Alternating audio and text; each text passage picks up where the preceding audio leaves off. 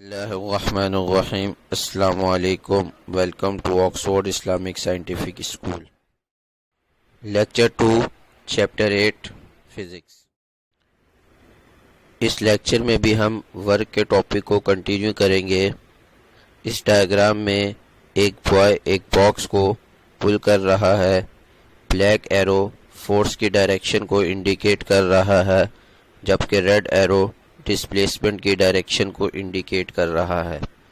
हम देख सकते हैं कि यहाँ फोर्स और डिस्प्लेसमेंट की डायरेक्शन सेम नहीं है, तो इस केस में हम वर्क के लिए एक डिफरेंट फार्मूला यूज़ करते हैं।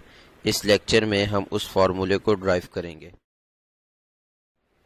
Late a force F is acting on a body at an angle theta with x axis।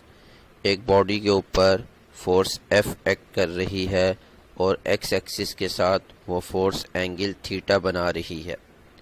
The displacement covered by the body is d। इस फोर्स की वजह से बॉडी ने जो डिस्प्लेसमेंट कवर की है वो d के इक्वल है। ये सारी सिचुएशन इस डायग्राम में शो की गई है। हम डेरिवेशन को वर्क के फॉर्मूले से स्टार्ट करेंगे। We know that work is equal to F multiply D. Work force और डिस्प्लेसमेंट के प्रोडक्ट को कहा जाता है। Next, since only x component of force is doing work. इस डायग्राम में बॉडी x एक्सिस के अलोंग मूव कर रही है। इस वजह से फोर्स का सिर्फ x कंपोनेंट ही बॉडी को मूव करवा रहा है। तो फार्मूले में हम F को Fx से रिप्लेस कर देंगे, तो हमारे पास फार्मूला बनेगा W is equal to Fx multiply D. Next step में हमने Fx की जगह Fx का फार्मूला पुट किया है। चैप्टर 5 में आपने पढ़ा है Fx F cos थीटा के इक्वल होता है, तो सेकंड लास्ट स्टेप में Fx की जगह F cos थीटा आया है और D एज इट इज़ आया है। लास्ट स्टेप में हमने इसको अरेंज किया है F multiply D multiply cos theta is equal to work. अब हम टाइप्स ऑफ वर्क को स्टडी करेंगे। पहली टाइप हमारे पास पॉजिटिव वर्क है। If the force and displacement are in the same direction then the work will be positive.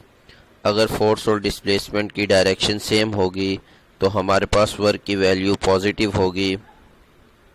Given diagram में हम देख सकते हैं कि फोर्स की डायरेक्शन राइट हैंड साइड पर है और डिस्प्लेसमेंट की डायरेक्शन भी राइट हैंड साइड पर है।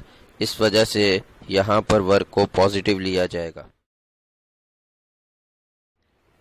Negative work, if the force is opposite to the displacement then work will be negative. अगर फोर्स और डिस्प्लेसमेंट की डायरेक्शन ऑपोजिट होगी तो वर्क नेगेटिव होगा।